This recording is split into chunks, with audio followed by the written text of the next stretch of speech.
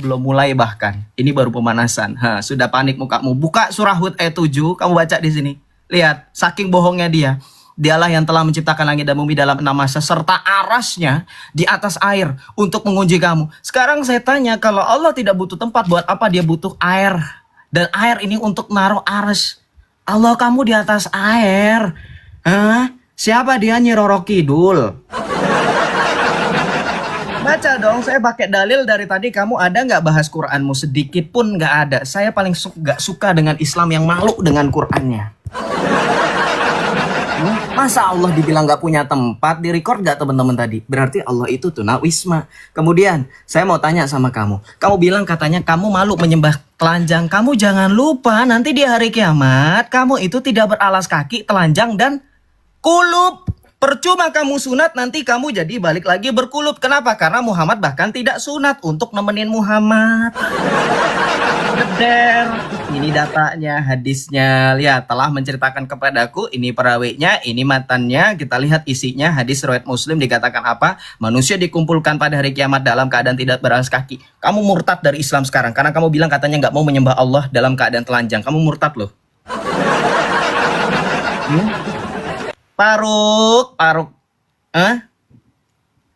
Data nggak ada, cuman congor, muter-muter. Markus 12:29. Kamu bilang Tuhanku, Tuhan atas hari Sabat, sombong 27 tahun dari Kristen. Kamu tahu nggak Yesus mengatakan itu untuk menatakan apa? Untuk menegaskan dia tidak sama sekali meniadakan hukum Taurat, maka dia adalah Tuhan atas hari Sabat.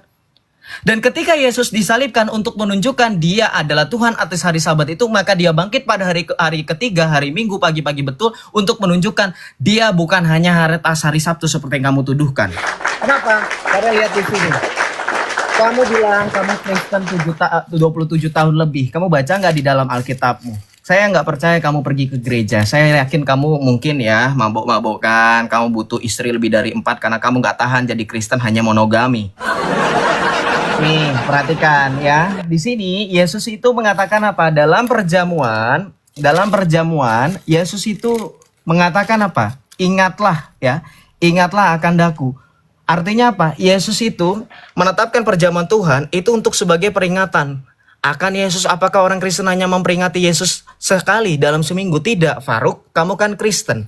Saya Katolik. Kamu harusnya tahu jadwal ibadahnya orang Katolik itu tiap hari. Dari mana kami ibadah tiap hari? Kita baca dalam Kisah Para Rasul 2.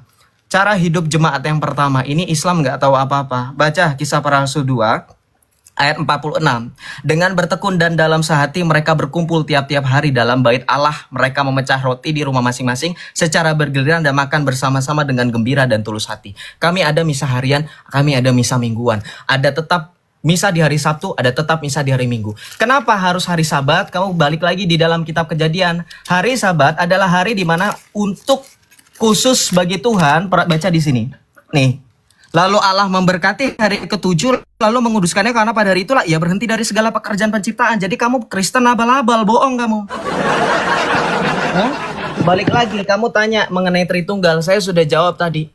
Yesus jelas mengatakan aku di dalam Bapa, Bapa di dalam aku. Kamu lari ke Yohanes 20 ayat 17. Kamu paham gak? Tadi saya sudah bilang bukan satu dalam pribadi tapi satu dalam hakikat. Sekalipun Yesus balik kepada Bapa itu berarti balik kepada kemuliaannya sehingga dia balik dalam satu hakikat yang sama dengan Bapa tanpa harus kembali lagi merendahkan dirinya waktu dia jadi manusia. Itu kan prinsip yang sederhana, Faruk. Sekarang saya tanya sekali lagi. Kamu sudah mendapatkan bantahan bahwa ternyata Tuhanmu itu butuh tempat. Sekarang saya tanya, berarti dia sama seperti makhluk. Berarti sama. Dia punya kaki juga. Apakah Allah itu makhluk? Jawab, Faruk, dengan data tambahan, ya.